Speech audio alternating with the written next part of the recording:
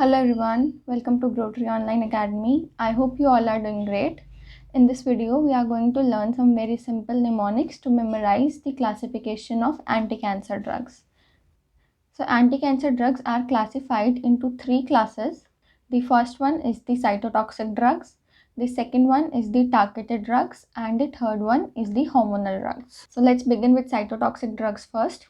So cytotoxic drugs are further classified into various subclasses, and we have a mnemonic to memorize the subclasses of cytotoxic drugs, and the mnemonic is Alka, Auntie, Poker and Marathon, Team of Moms. So here A is for alkylating agents, another A is for antimetabolites, P is for platinum coordination complexes, again A is for antibiotics, M is for microtubule damaging agents, T is for topoisomerase 1 inhibitor and topoisomerase 2 inhibitor, and M is for miscellaneous drugs. Now these subclasses are further divided into various parts. So first of all, we are going to discuss alkylating agents. So here we have a mnemonic for memorizing the subclasses of alkylating agents, and this mnemonic is not meant.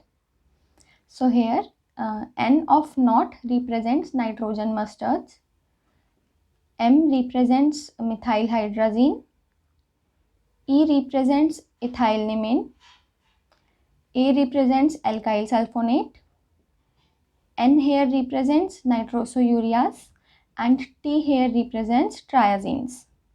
So under nitrogen mustards, we have 5 drugs, which are ifosfamide, mecloramine, melphalan, cyclophosphamide, and chlorambucil. Under methylhydrazine, we have only one drug, which is procarbazine. Under ethylneamine, we have thiotepa. Under alkyl sulfonate, we have busulfan. Under nitrosoureas, we have 2 drugs, which are carmastine and lomastine. And here also in triazine, we have 2 drugs, which are dacarbazine and temozolomide. Moving to the previous slide. So we have discussed alkylating agents. Now the another one is antimetabolites, which is further classified into folate antagonist, purine antagonist, and pyrimidine antagonist. So in folate antagonist, we have 2 drugs, which are methotrexate and pemetrexed. In purine antagonist, we have 4 drugs, 6-mercaptopurine, 6-thioguanine, which are written as 6-MP and 6-TG respectively, azathioprine and fludarabine. In pyrimidine antagonist, we have 3 drugs, which are 5-fluorouracil, capecitabine, and cytarabine. 5-fluorouracil is written as 5-FU in short form. Now the another class, which is platinum coordination complexes, contains 3 drugs, which are cisplatin, carboplatin, and oxaliplatin. Here, as you can see, the name of this drugs contains PLAT, plat, and this plat comes from platinum.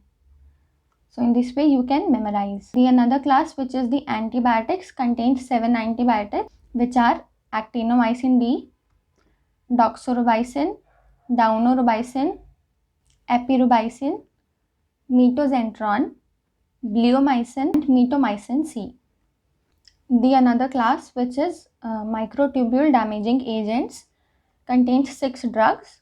These are vincristine, vinblastine, and vinorelbine, and they are collectively called Vinca alkaloids.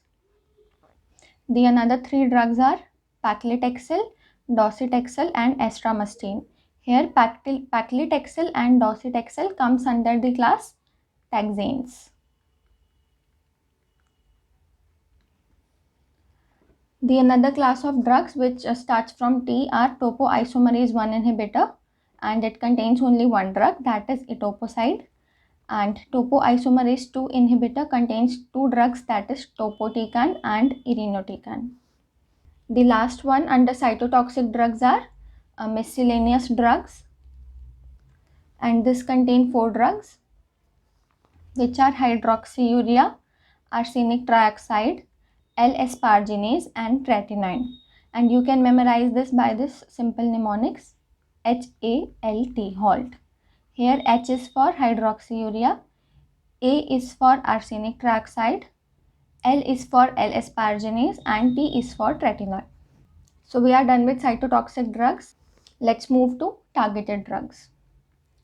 So for memorizing the subclasses of targeted drugs, we have this very simple mnemonic, which is T-pilo uncle.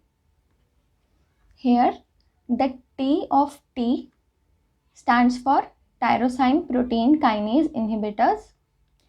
E of T stands for EGF receptor inhibitors. A stands for angiogenesis inhibitor. P, the initial of pilo, stands for proteasome inhibitor. And U, the initial of uncle, stands for unarmed monoclonal antibodies. Under tyrosine protein kinase inhibitors, we have two drugs, imatinib and nilotinib. Under EGF receptor inhibitors, we have three drugs, gefitinib, erlotinib, and cetuximab. Under angiogenesis inhibitor, we have two drugs, bevacizumab and sunitinib. Under proteasome inhibitor, we have only one drug, which is bortezomib. Under unarmed monoclonal antibody, we have two drugs, that is rituximab and trastuzumab. Let's move towards hormonal drugs. Here again we have a very simple mnemonic for memorizing the subclasses of hormonal drugs. So this is Gita एक साथ सारे आलू और 5 गोभी के पराठे खा गई. I know it's quite funny, but it is useful also at the same time.